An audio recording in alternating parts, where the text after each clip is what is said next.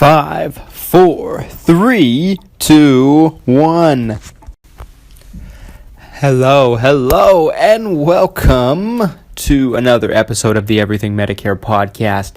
Happy July, everybody. Can you imagine that we're more than halfway through the year? Where did the time go? Today is July 2nd, Monday, and as you know, every single Monday, I bring you another episode of the Everything Medicare Podcast. Again, my name is Christian Brindle, and every single Monday I talk about your Medicare, your Medicaid, your Social Security, and everything that has to do with your retirement. I hope everybody had a great weekend, and I hope everybody's ready for a good holiday this week, in 2 days, the 4th of July, where we celebrate our country's independence.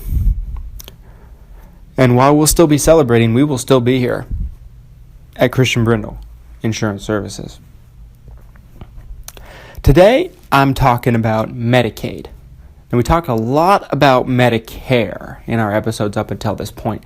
But we need to talk about Medicaid today. Because I have a lot of clients, and I've worked with a lot of people, and I know there's a lot of people that are impacted by this that have Medicare and Medicaid. Now, recently I was working with somebody who had a very unique situation and it inspired me to make this episode, actually. I was recently working with somebody, and they will remain nameless, very, very nice lady, to where basically she had just Medicare Part B and Medicaid. This was a unique situation because she didn't have enough working credits for Medicare Part A. And for those of you who don't know, if you don't have enough working credits for Medicare Part A, you end up paying, depends on a lot of different variables, but you're probably looking at $300, $400, maybe even $500 a month premium. And so she just didn't elect to pick it up. What should someone do if they have Medicare and Medicaid? Well, in that lady's situation, just having Part B, she should do nothing. She has a Part D plan, a prescription plan, and the premium is completely paid by Medicaid. And for those of you who don't know, you can have a Medicare Part D plan through a private insurance company without having A and B. You can have either A or B, but you don't have to have both. If you have both, you can still get it too, but you have to have one or the other, or both. The way Medicaid works with Medicare is really quite simple. Now, every state is different. So this information may or may not be accurate in your home state where you're listening. Because every state, Medicaid is, let's first talk about what Medicaid is. Medicaid is a state-ran program. And every single state has their Medicaid ran a little differently. And so essentially, it might not be the same in every single state, or for the most part they're pretty similar, but it might vary a little bit here and there. But when someone has Medicare and Medicaid, well, in the past we've talked about the Medicare Part A and B premiums if there are any. Now the Medicare Part A premium doesn't exist, you don't have one, as long as you have the working credits, which is basically at least working 10 years of your life in the country. Most people have. So you don't have to worry about that regardless. But Medicare Part B does have a premium of $134 for most people. It can be higher if you're in a higher tax bracket. But essentially, when you have Medicaid, if you have a high enough level, Medicaid will end up paying that $134 for you. So it'll get paid. It's not that it doesn't get paid or it goes away, but Medicaid pays it for you. Medicaid is like a super subsidy. It's assistance from the state on the highest level. And when Medicare is involved, Medicaid really can work very strongly to help whoever has it. So if you qualify for it, it's something that you want to have. Okay. Now, Medicaid has some other interesting things that it does when it works with Medicare, and there are even programs out there that work for people that just have Medicare and Medicaid. They're specifically designed for them. We're going to talk about them and other things that Medicare and Medicaid do when they work together in our second segment. Stick with me.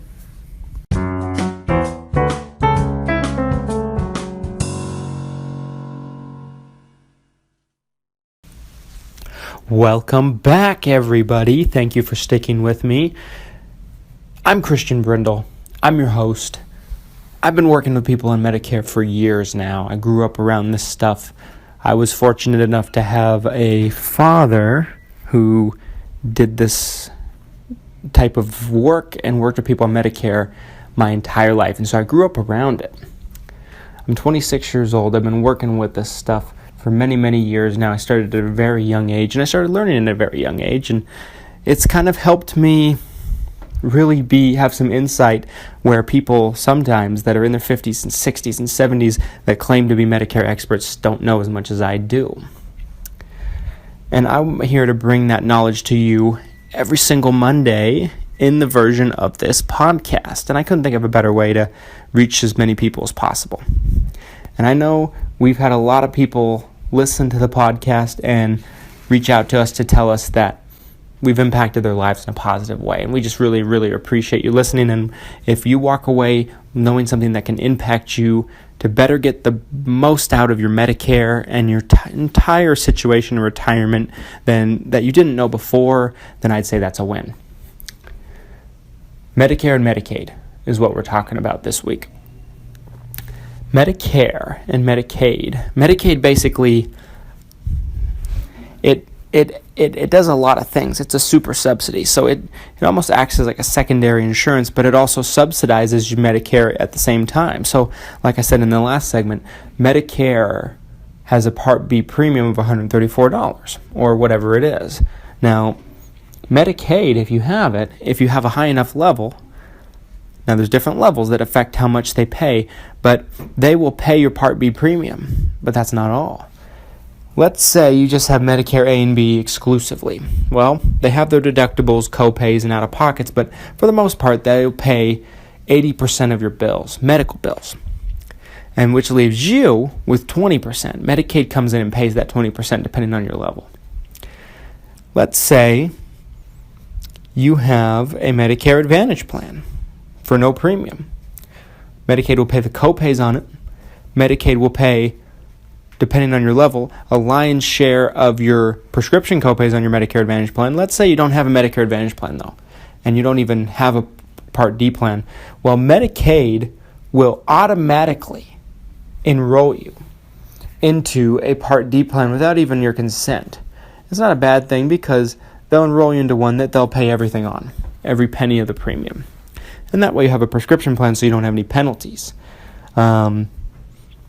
And you don't have to pay for it. And they'll help subsidize your copays and things along that nature. I mean, basically, Medicaid will, depending on your level, if you have a high enough level, will help with your Medicare premiums, your Medicare Advantage premiums, your copays, your co-insurances, anything that you have that's out of pocket. They'll help with prescription copays. In some instances, even in some states, Medicaid provides dental benefits, where a lot of times Medicare, well, all the time, Medicare and a lot of times Medicare Advantage plans don't provide. Okay. So, having Medicaid is a real good thing for people. Now, there's another thing that people need to be aware of. When someone has Medicaid and Medicare, there are certain programs, and not all the states have these programs, but a lot of them do, at least have one or two of them. They have what's known as special needs plans, SMP plans. People in the insurance world call them SNP plans. And in my opinion, I think that's the first place to start when you have Medicare and Medicaid. I think that's the first thing you should consider as long as it works. Basically, folks, what a SNP plan does, an SMP plan, a special needs plan, they are programs that are designed like Medicare Advantage plans. So they're designed to take the place of your Medicare, but they're not just designed to work with Medicare. They're also designed to work with Medicaid. And you have to have Medicaid to qualify for them. And in most cases, you have to have a certain level of Medicaid. But what they will do is they will basically give you, a lot of times, completely no out-of-pocket for prescriptions. You're not really looking at any out-of-pocket there. You have no out-of-pocket for medical, which isn't new, but they'll come with, a lot of times, not all the time, but a lot of times they'll come with significant dental, vision, and hearing benefits. A lot of times they'll come with a lot of extra benefits that Medicare Advantage plans just never have, and they're rich, talking about transportation benefits, talking about, I've even seen special needs plans that will pay for wigs for people that are on chemotherapy. I mean, just an array of extra benefits. And for the most part, I mean, you really don't lose anything that you have with Medicare or a regular Medicare Advantage plan, just triple the benefits, if not quadruple the benefits. Now, how can they do this? Well, an insurance company that's offering a special needs plan is not just getting funding from Medicare or the Center for Medicaid and Medicare Services. They're also getting funding from Medicaid, and so they're able to provide these rich benefits. And trust me, I've never had a person on a special needs plan complain. They do a fantastic job. And most states even have them. Even my state here in Utah has them, which isn't a tremendously big state. We work with people in Florida as well, and there's a ton of them there. Just varies based on your state. But most states nowadays are going to have at least one, usually. Stay with me into segment 3, where I'm going to talk to you more about Medicare, Medicaid, and everything that has to do with your retirement. Stay tuned.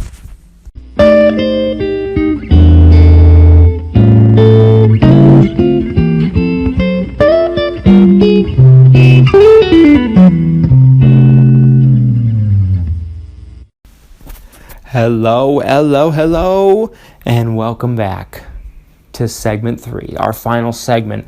The final time I'm going to talk to you for another week. I know it kills me too. We're talking about Medicare. We're talking about Medicaid. My name is Christian Brindle, Everything Medicare Podcast. Folks, Medicaid is a tricky one. I'm not going to lie.